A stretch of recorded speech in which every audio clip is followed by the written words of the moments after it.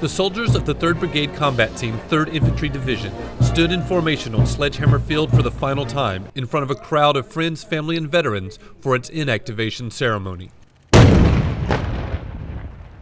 For a unit with ties dating back to 1917, the occasion was a somber one, mixed with pride for its history of exemplary service.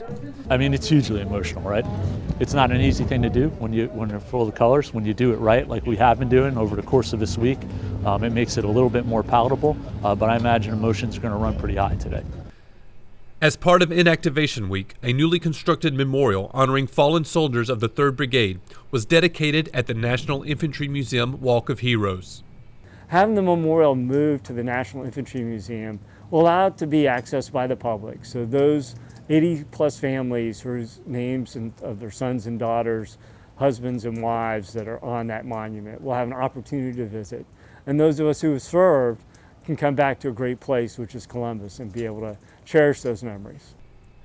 3rd Brigade Commander Colonel Michael Simmering and Command Sergeant Major Samuel Rourke conducted the honors of casing the colors as the Army said goodbye to another Brigade Combat Team. Team is officially inactivated, effective 15 April 2016. Signed, Major General James Rainey, 3rd Infantry Division, commanding. The soldiers are moving on to other assignments, and the service and sacrifices of former members will never be forgotten. But the legacy of the 3rd Brigade will continue to impact the Army. You have captains, company commanders, and lieutenants who are now serving as battalion commanders. So the leadership laboratory that was Kelly Hill will continue to transform the Army in the years to come. And that, I think, is the true legacy that will always be part of this brigade.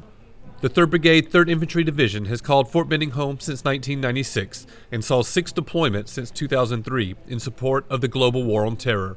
And on this rainy April day in 2016, the final chapter was written. David Wright, Fort Benning, Georgia.